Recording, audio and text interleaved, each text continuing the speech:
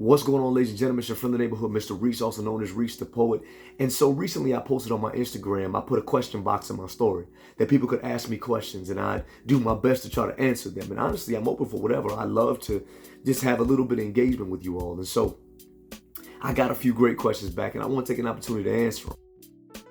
So one question actually comes from one of my students that I traveled to one of the schools and I taught, and we had a really great time. He asked me when I was coming back, and I want to give him a shout out because, hey, to be honest with you, we'll talk to your principal and see if we can get back out there, man. I really enjoyed my time with you all. I'm glad you got something out of it, and I look forward to seeing you guys again. So keep in touch, keep following. I see you, and I'll get with the principals and we'll see what we can do. Where do I get my inspiration, and would I be willing to teach young poets? Absolutely. First of all, I would love to teach young poets. I love teaching about speaking and lyrics and lyricism and literature and all these things. I actually used to teach a program when I was with the Boys and Girls Club, actually called Lyricism 101.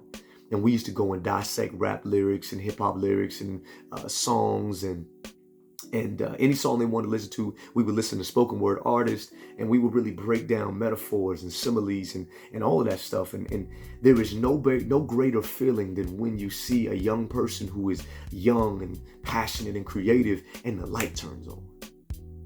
When you see that moment when they get it, like, oh, and they take that first step forward to actually painting the picture with their words. That is a beautiful thing, and I love it. And absolutely, I would love teaching young poets. And where do I get my inspiration from? Honestly, you.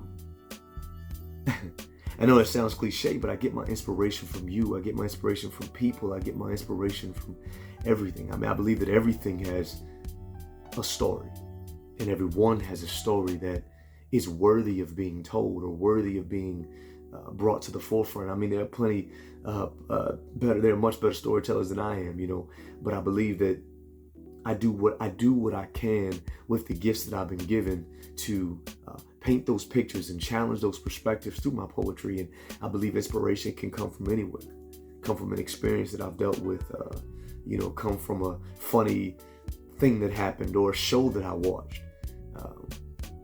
It could be anything. Walking on the beach, I found myself on many occasions just being inspired to just write about the beauty of the beach.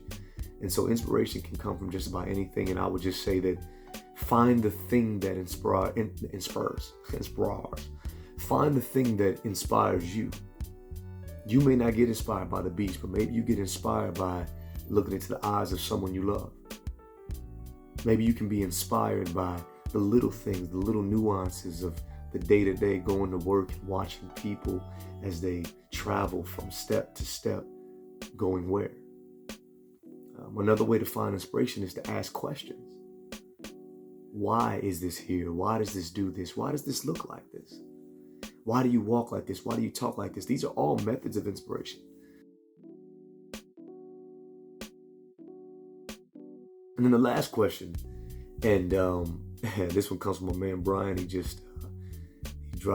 dropped his book recently. It's called Wisdom, and I got to get my copy.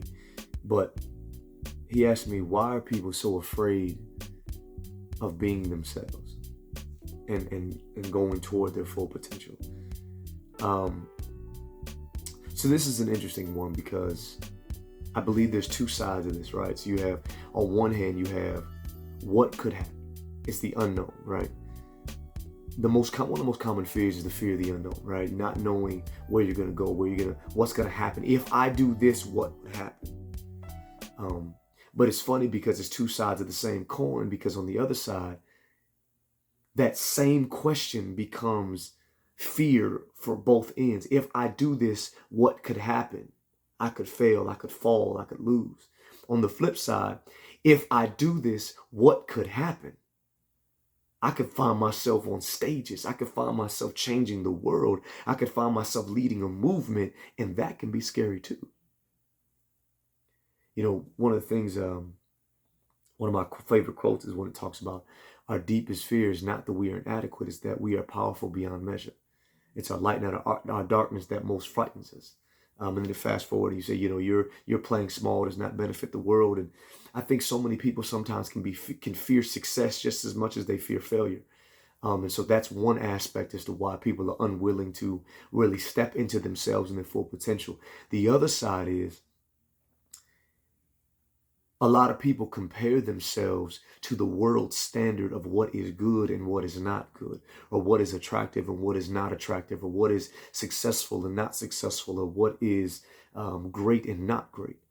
I think that because of those standards and things around us, our environment can cause us to blend in as opposed to stand out. Um, I think we can find ourselves insecure without even knowing why. Um, you know, Comparison is one of those things that has so many different faces. It's not simply just, oh, comparing myself to looking like you. It could simply be, oh, you have so much impact on people around you. I don't have that kind of impact. And so it's best if I just keep to myself. Or what if you found out, what if I actually opened up and you found out what was inside of me was not as good as you thought? What if the grass really isn't greener? See, these are the types of questions that can cause people to go into their shells. Um, there's so many. I mean, this could be a whole podcast episode itself, and maybe we'll do that. How about we do that, Brian? Let's get together, and we can do an episode, and we'll talk about why people why people are so afraid of being themselves. You can bring some of your wisdom, and I'll give you my thoughts. But I will tell you this: a third factor that most people miss. A lot of people are afraid or never step into who they truly are, or become all that they can be, or are unwilling to be fully themselves, is because they don't know who that is. Because they've lived with a mask or this persona for so long that they've never taken the time to dive into the depths themselves and find out who they truly are. And so therefore, when the time comes to show them who you are, it's unfamiliar to me. How can I show you what I do not know? How can I explain what I do not understand? How can I be someone I've never met? I think that is one of the greatest challenges, is most people have no idea who they truly are. They have allowed themselves to be molded into what everyone else wanted them to be, or they thought they needed to be for everyone else, and never really took the time to value and unearth the depths of who they are. So, just my thoughts, man. Hey, I appreciate y'all. I appreciate the questions. I'm going to post another question box. I want you guys to reach out. I would love to do this more often. All right, y'all. Check out the new episode of the podcast. Peace.